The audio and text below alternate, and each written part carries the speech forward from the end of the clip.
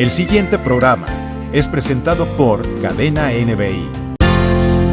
Vamos a la palabra del Señor. Estamos en la tercera parte de la serie La bendición de Dios.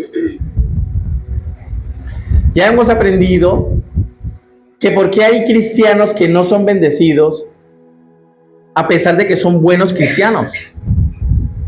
Cristianos piadosos, cristianos que van a la iglesia, cristianos buenos, pero no son bendecidos. Y hemos encontrado que una de las razones es porque no ponen a Dios primero. Ya vimos en las dos partes anteriores que cuando se pone a Dios primero, no se pone de boca, se pone de acción. Es como cuando tú preguntas a la gente en la calle, ¿conoce a Dios? Y sí, yo conozco a Dios. Sí, yo creo en Dios. Hasta el diablo y sus demonios, dice la Biblia, creen en Dios. Una cosa es creer y decir que cree o que sí, y otra cosa es demostrar que sí es un creyente. Cuando decimos que ponemos a Dios primero, se puede caer el mundo, pero su fe se mantiene de pie. Cuando decimos poner a Dios primero, haces lo que estás haciendo hoy. Buscas al Señor en la casa del Señor.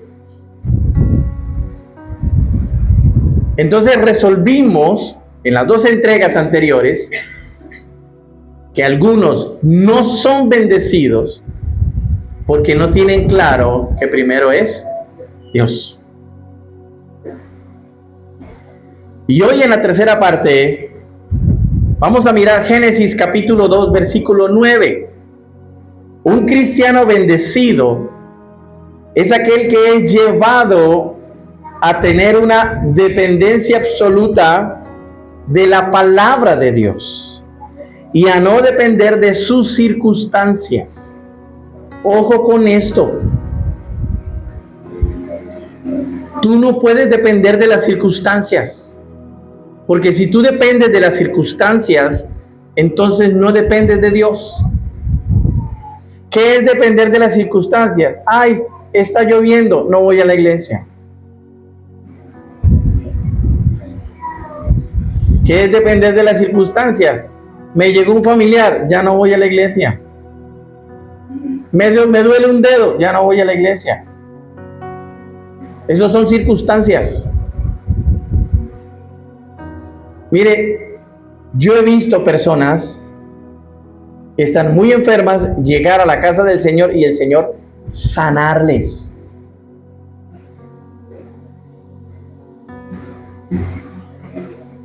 Entonces, no podemos decir que dependemos de Dios si dependemos de acuerdo a las circunstancias. Usted se imagina donde Dios diga, ay, hoy amanecí sin ganas de hacer milagros. Y usted esperando uno. Dios no hace eso. Dios no hace eso. Ay, no, hoy no. Mañana sí. Pero te toca servir. Ay, no. Me siento como no sé. Como que quien sí, como que quien no. Después tú ves a otros siendo bendecidos. Entonces te preguntas, Señor, ¿por qué él sí y yo no? Mire, te voy a explicar algo. Lo he dicho varias veces, pero vuelvo a repetir. Lo que usted va a encontrar en la Biblia, las historias que va a encontrar en la Biblia, son las necesarias para que sea el mismo mensaje desde Génesis hasta Apocalipsis. ¿Cuál es el mismo mensaje? Un Dios perdonador a una generación malvada, un redentor, desde Génesis hasta Apocalipsis. Entonces, otras cosas que sucedieron en la Biblia no están escritas, no porque no sucedieron, ni porque fueran satánicas, sino porque no eran importantes para el mensaje crucial de la Biblia, que es la redención de una humanidad pecadora. Entonces, por ejemplo, de María Magdalena Solo se que el registro dice que Jesús le sacó, la liberó de 7 demonios. No dice cuáles, ni tampoco dice en dónde fue, ni mucho menos dice que dónde la conoció. ¿Me hago entender? Solo dice que fue libre de 7 demonios, punto. Y luego dice que seguía al Señor y que servía al Señor. Entonces hay cosas en la Biblia que no están ahí porque no son importantes para el mensaje de salvación. Por ejemplo, la palabra dice que si se escribiera todo lo que hizo Jesús, no cabrían en los libros de la tierra. Eso dice la palabra. Le dejo de tarea que busque ese texto. La Biblia lo dice. Todo lo que hizo Jesús, para escribirlo, no cabría en los libros de la tierra. ¿Usted se imagina eso?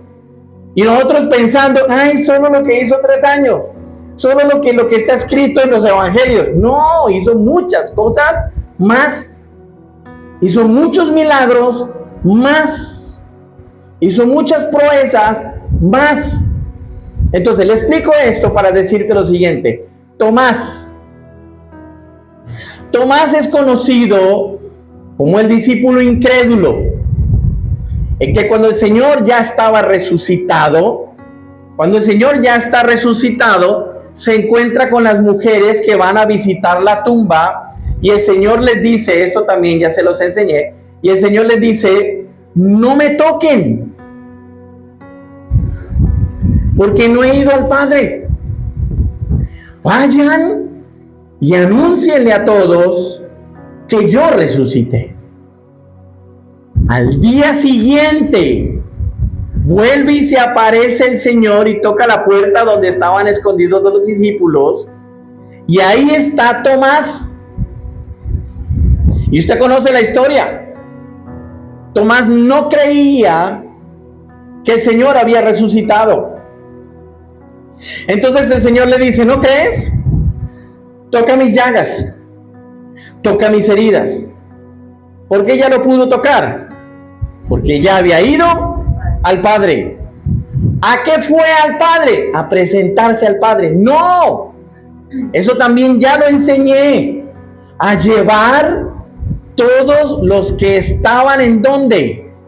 En el seno de Abraham. Exacto, eso ya lo expliqué.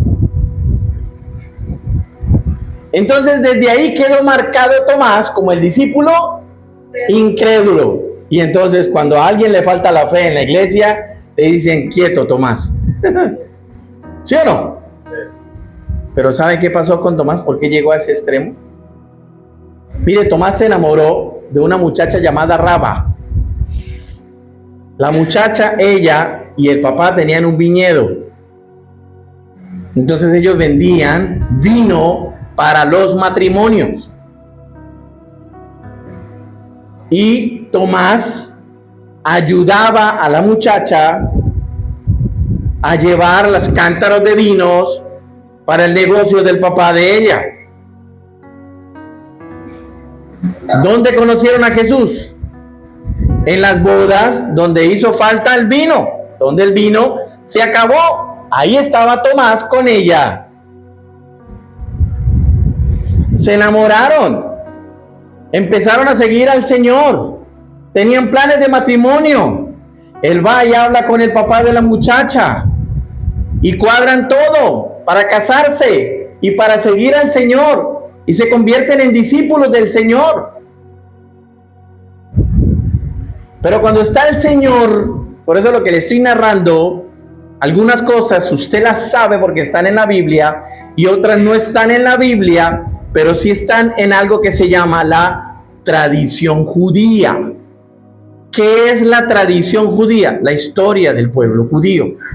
Es como la historia de Colombia. La historia de Colombia, ¿dónde la consigue? En el libro de la historia de Colombia. La historia de su independencia, la historia de su fundación. ¿Sí o no? Entonces lo mismo pasa con el pueblo de Israel. hay algo llamado tradición judía. Y los historiadores del primer siglo, uno de ellos llamado Josefo, no era cristiano, pero él escribió atestiguando de que sí, Jesús existió. Entonces uno, para conocer todo esto, hay que ir a la tradición judía, estudiarla, leer. Hay que ir a los libros del historiador del primer siglo, Josefo, porque no lo encuentras en la Biblia. Entonces, ¿qué pasó? Cuando Jesús estaba en el templo discutiendo con los fariseos y saduceos,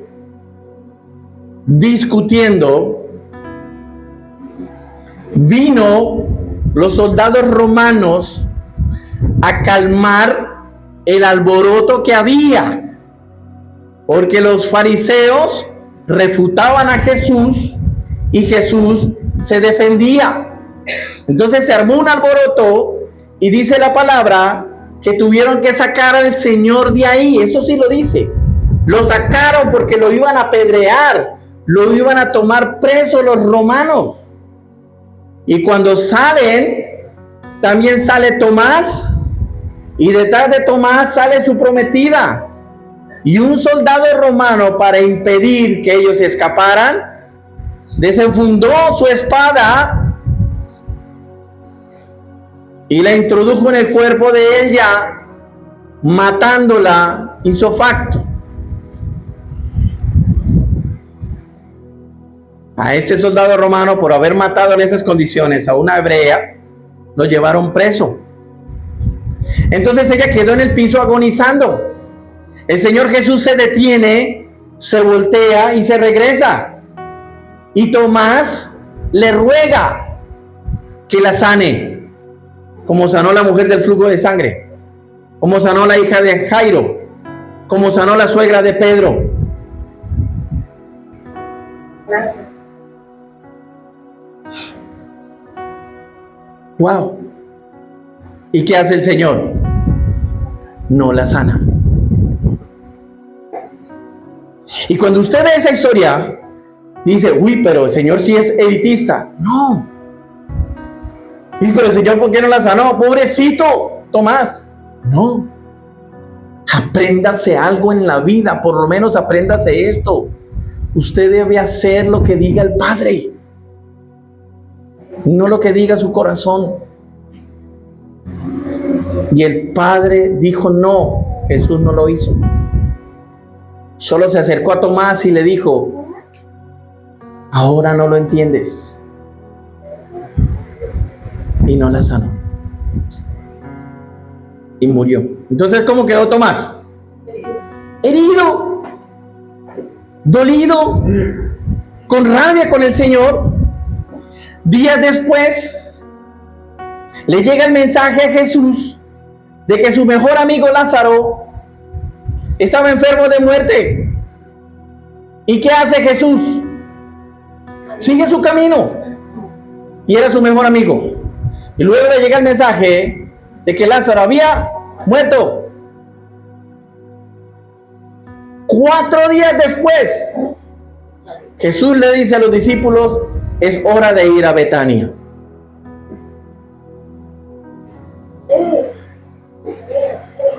Yo sé que para algunos entender esto es difícil. Y yo oré hoy pidiéndole al Señor que abriera su entendimiento.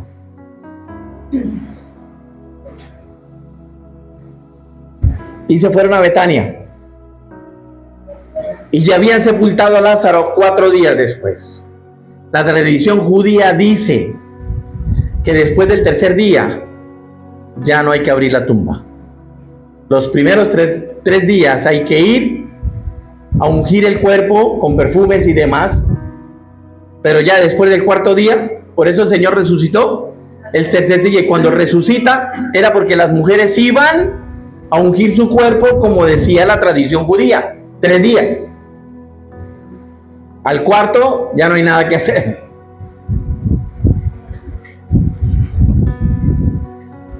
Y cuando llega a la casa, eso sí lo dice la Biblia, las hermanas de Lázaro le dicen, Señor, hubieras venido. Si hubieras venido antes, mi hermano estuviera vivo.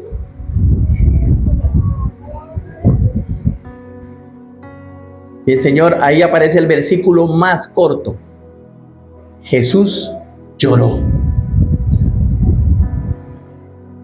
Y el Señor lloró amargamente.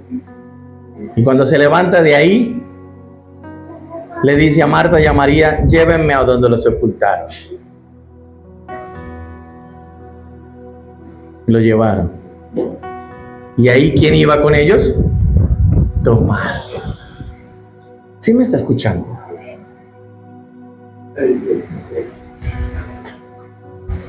Y el Señor le muestra en dónde fue la sepultura. ¿Y qué dice el Señor? Quiten la piedra. Y lo tuvo que decir 2 veces. Quiten la piedra. Quitaron la piedra. Y aquí es donde está el secreto.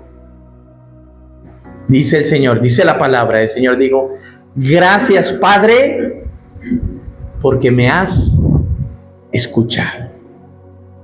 Levanta su mano y dice, Lázaro, ven fuera. ¿Y qué pasa? 4 días. Ya estaba podrido su cuerpo. Sale lleno de vendas, porque esa es la costumbre judía, caminando. ¿Y quiénes estaban ahí? Tomás. ¿Está entendiendo el corazón de Tomás ahora? ¿Sí está viendo que lo juzgábamos mal? Y decíamos ese Tomás y bobo, ¿no? Porque es que de esto no se habla en las iglesias. Pero en NBI usted vino a aprender. Y dice, quítenle las vendajes, quítenlo. Quítalo. Y da otro secreto el Señor. Porque los discípulos, pero ¿cómo así? Pero si ya está muerto, 4 días, ya está muerto. ¿Y qué dice el Señor? Esa muerte es para la gloria de Dios. Es para que Dios, el Padre, se glorifique. ¿Y quién más estaba ahí? Los fariseos y los saduceos, con los que acababa de pelear días antes. Entonces, ¿quién entra ahora en un conflicto eterno? Tomás. ¿Por qué? A él sí. A mi novia no. Escúcheme, ¿sabe quién era Lázaro? No lo dice la Biblia, pero Lázaro era constructor. Tenía una constructora. Era rico en gran manera. Por eso la hermana de Lázaro, María, fue y compró el perfume de alabastro de nardo puro que costaba más de 300 denarios, el salario de un año. Porque tenían cómo. Entonces, cuando usted ve esa historia, sin que alguien se la explique como acá, usted va a decir, claro, como tienen plata. ¿Sí o no? Seamos sinceros. Claro, pues claro, tiene plata y la pobre china no tenía que dar, la dejó morir. No. Porque cuando murió su primo hermano Juan, Jesús tampoco hizo nada. Y era su primo hermano. Entonces se acerca Jesús a Tomás, dice la tradición judía, eso no está en la Biblia, que Jesús se acerca a Tomás porque Tomás entra en crisis. Y Jesús le dice, wow, palabras más, palabras menos, que los milagros que habían sucedido, sucedieron por un ingrediente que le faltó a Tomás. Fe. Fe. ¿Le recuerdo los milagros de Jesús? ¿O le dejo la tarea para que recuerde los milagros de Jesús? ¿Cuál fue el ingrediente común en todos? Fe. La mujer del flujo de sangre, escondida fue y digo, sí, tan solo tocar el borde, se sana. El siervo del centurión: Señor, no soy digno que vayas a mi casa, pero solo da la palabra y yo sé que mi siervo sanará. ¿Y qué dijo el Señor? No he visto mayor fe en todo Israel que esta. Que un romano me diga esto. ¿Sí está entendiendo? No es elitista, es que no tienes fe. Wow. ¿Entendió lo de Tomás? Porque cuando el Señor se le presenta, él no creía. Pero después dice la palabra que todo cambió. Tomás entendió que todo se hace debajo del cielo, bajo la voluntad del Padre. Es así. Si Dios quiere, bueno, si Dios no quiere, también. ¿Qué vamos a hacer? Si Dios quiere, hermano. ¿Qué vamos a hacer esta cosa? Si Dios quiere, hermano. Que se haga su voluntad. Ese ha sido nuestro secreto aquí. Aquí no tenemos un método de crecimiento, ni tenemos un secreto debajo de la manga. No. Aquí nuestro secreto es predicar la palabra pura, sin engaños, llevarlos a que la entiendan y que puedan entender que la vida aquí es de fe. No es más. Mire lo que dice Génesis 2:9. Jehová Dios hizo nacer de la tierra todo árbol delicioso a la vista y bueno para comer. También el árbol de la vida en medio del huerto. ¿Y el árbol de qué? De la ciencia, del bien y del mal. ¿Qué significa la palabra ciencia? Conocimiento o discernimiento. Uno de los árboles que había en el huerto del Edén era el árbol de la ciencia del bien y del mal. El hombre no debió comer de él, pero al comerlo fue abierto su conocimiento. Esto indica que el hombre tiene la ciencia, es decir, conocimiento o discernimiento sobre el bien y el mal. Hoy en día es fácil conocer a un cristiano cuando no tiene discernimiento, cuando no tiene conocimiento o ciencia, porque se la pasa quejándose. Que porque no tiene dinero, que porque no tiene trabajo, que porque está enfermo, que porque está oprimido. Cuando uno ve personas así, uno puede entender y resolver que le falta discernimiento. Aún no conoce a Dios. ¿Cómo que no? Llevo 50 años en la iglesia. Pero si se sigue quejando, no conoces a Dios. No lo conoces. No se meta mentiras. Cuando un cristiano es atribulado por eso, no conoce a Dios, puede llevar años en la iglesia, pero lo único que tiene es una religión. No tiene una relación con el Padre. Lo más grave de todo es que con esa actitud se está volviendo en un idólatra. Porque su confianza está puesta en el dinero y en el Dios del dinero que se llama Mamón, así se llama el Dios del dinero.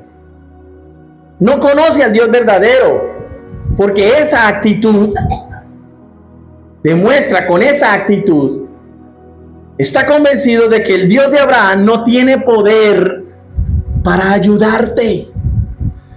Pero te tengo una noticia. Aquí la queja se fue hace rato. Dígame amén a eso. ¿Y qué hemos estado viendo? Milagros tras milagros. ¿Y los estoy provocando? No. ¿Están llegando? ¡Wow! ¡Qué interesante es eso! ¡Qué interesante! Entonces, cuando tú te quejas porque te quedaste sin trabajo, no eres cristiano. Pero cuando tú dices, wow, me quedé sin trabajo, listo, Dios lo resolverá.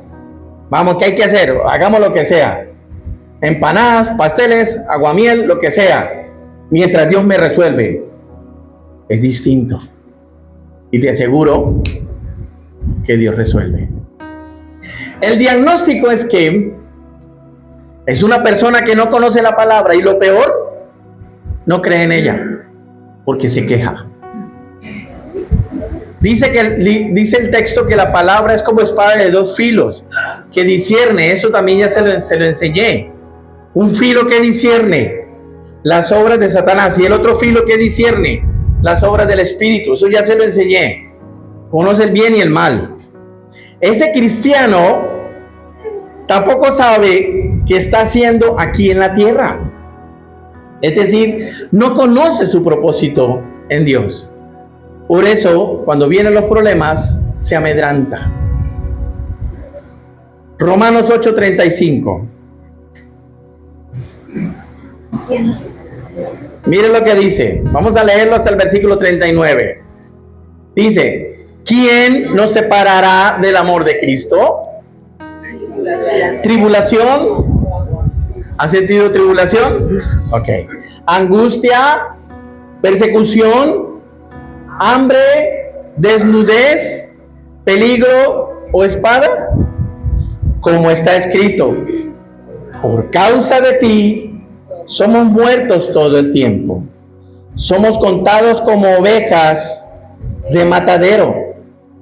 Antes, en todas estas cosas, somos más que vencedores por medio de aquel que nos amó.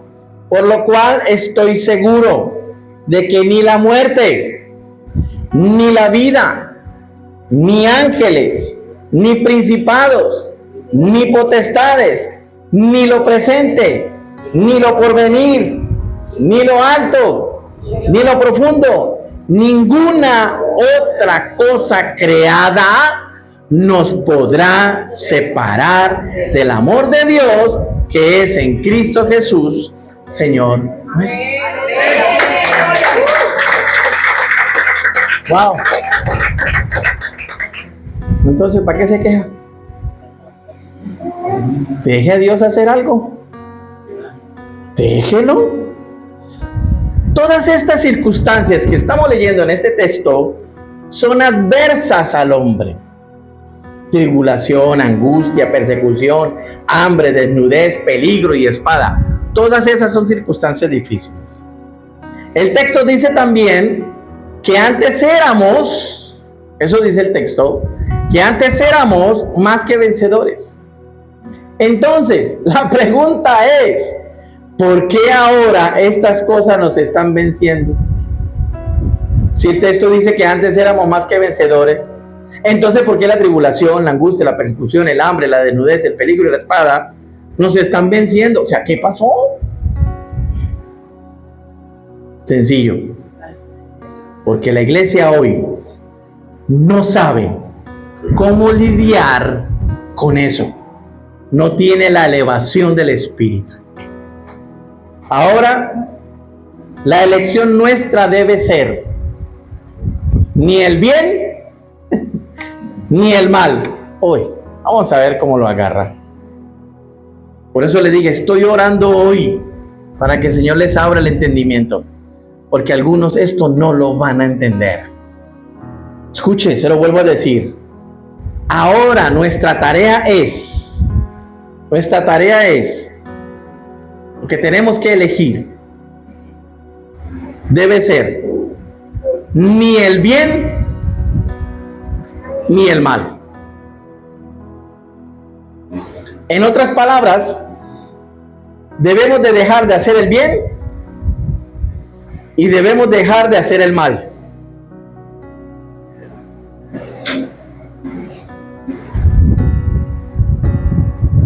Ese silencio me gusta.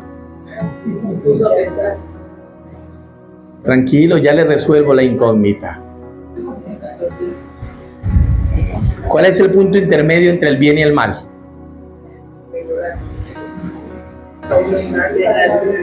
Uy, alguien dijo por ahí algo. ¿Qué dijo? Eso. ¿Cuál es el punto intermedio entre el bien y el mal? Hacer la voluntad de Dios. Ese es el punto intermedio. Nuestro trabajo como cristiano no es hacer el bien. Nuestro trabajo como cristiano no es hacer el mal. Es hacer la voluntad de Dios. Obedecerlo a Él. Cuando hacemos el bien, ¿qué se interpone? ¿Qué se interpone para no hacer el bien? ¿Qué se interpone? El mal. ¿Sí o no? Al hacer la voluntad de Dios, al obedecerlo a Él, eso me hace discernir y me impide hacer el mal. Uy, no, todavía. Cuando yo hago la voluntad de Dios, discierno y entiendo que no debo hacer el mal.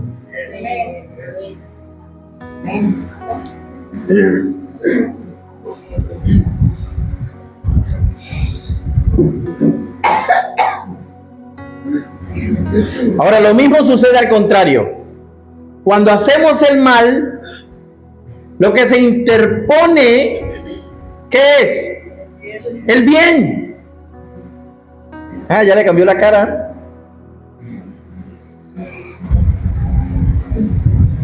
Es hacer la voluntad de Dios. Por eso cuando discierno que necesito hacer la voluntad del Padre, dejo el mal y paso a hacer el bien. Pero el orden, ¿cuál es? La voluntad del Padre primero. Si no, entonces ¿qué voluntad estoy haciendo?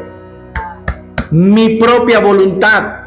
Y la Biblia dice que el corazón del hombre se inclina a la maldad de continuo, o sea, siempre. Y se los he enseñado que en usted y en mí hay maldad, sí. La diferencia es que esa maldad está subyugada y está sujetada. Pero vaya usted en el carro y que se le atraviese a alguien, ¿qué va a hacer usted? ¿Se le sale lo malo? Y lo más seguro es que lo adelanta, lo cierra y se le baja. ¿Qué? ¿Sí o no? Eso es porque en todos nosotros siempre va a haber maldad. ¿Cuál es la diferencia? Que si yo hago la voluntad del Padre, voy a tender a hacer siempre lo bueno. Wow. No hacemos el bien, hacemos la perfecta voluntad del Padre. Mira que está a su lado y dígale: yo no hago el bien, yo hago la voluntad del Padre. Dígale.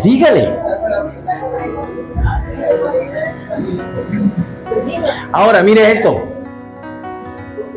No hacemos el mal, hacemos la perfecta voluntad del Padre. Entonces mira el del otro lado y dígale: yo no hago el mal, yo hago la voluntad del Padre. ¿Ahora sí lo entendió? Porque ya le cambió la cara. Adán y Eva debían hacer la perfecta voluntad del Padre, no hacer ni el bien ni el mal. Aquí viene una pregunta, mire esto. ¿Es bueno o malo predicar y evangelizar? ¿Es bueno o malo? Seamos sinceros. ¿Es bueno o malo predicar y evangelizar?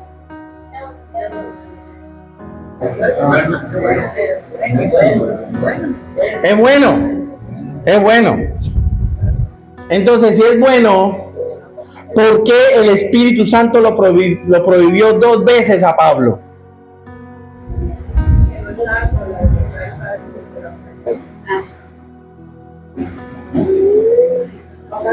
Porque no siempre lo bueno es la voluntad del Padre. Predicar y compartir de Cristo es bueno, sí, pero siempre y cuando sea la voluntad del Padre en ese momento. Porque el Espíritu Santo 2 veces le prohibió al apóstol Pablo predicar. ¿Y qué hizo el apóstol Pablo? La voluntad del Padre. Mire, Hechos 16, versículos 6 al 7. Hechos capítulo 16, versículos 6 al 7 dice: atravesando Frigia y la provincia de Galacia, le fue prohibido, ¿por quién? Por el Espíritu Santo, hablar la palabra, ¿en dónde? Wow. Y cuando llegaron a Misia, intentaron ir a Bitinia, pero el Espíritu no se lo permitió por segunda vez. ¿Y qué hizo Pablo? La voluntad del Padre. Escúcheme, usted y yo tenemos que hacer es la voluntad de Dios, no la mía. Cuando usted entiende, tiene el nivel de fe para entender eso, usted es un bendecido de Dios. Se lo vuelvo a repetir. Cuando usted entiende lo que le estoy compartiendo, cuando usted discierne lo que le estoy compartiendo, y usted sabe que usted tiene que hacer es la voluntad del Padre, usted es un bendecido de Dios.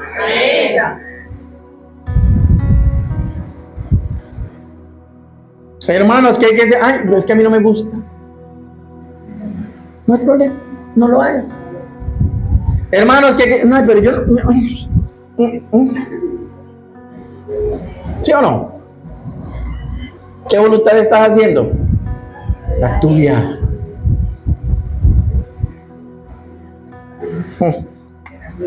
Entonces este texto nos está mostrando que porque en ese momento la perfecta voluntad del Padre era no hablar de su palabra.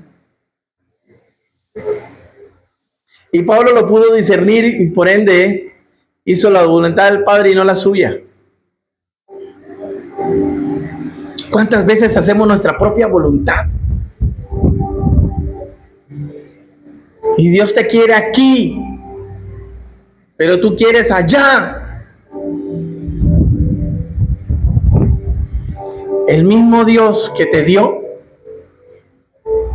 te puede quitar. Y cuando te quite, vas a regresar.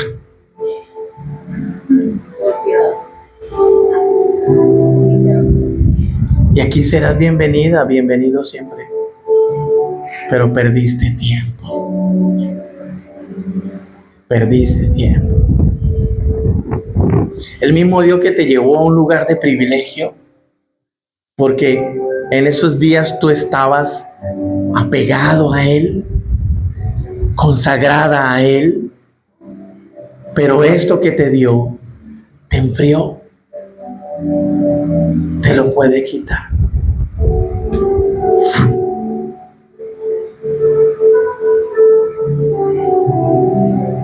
Y cuando despiertes, vas a decir como Nabucodonosor: verdaderamente todo lo que tengo se lo debo a Dios. Porque a la larga, ¿qué es más importante? ¿Tu riqueza o tu alma?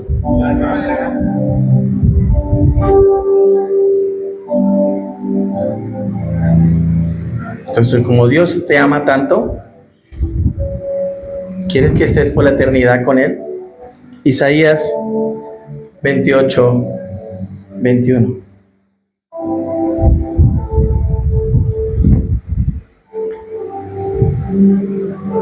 ¿Qué voluntad estás haciendo? ¿La tuya o la del Padre? Si es porque no eres bendecido, porque te la pasas haciendo tu voluntad y no la del Padre. A esto se le conoce como su extraña obra o su extraña operación. Isaías 28, 21 dice: porque Jehová se levantará como en el monte Perasim y como en el valle de Gabaón se enojará para hacer su obra, su extraña obra, y para hacer su operación, su extraña operación.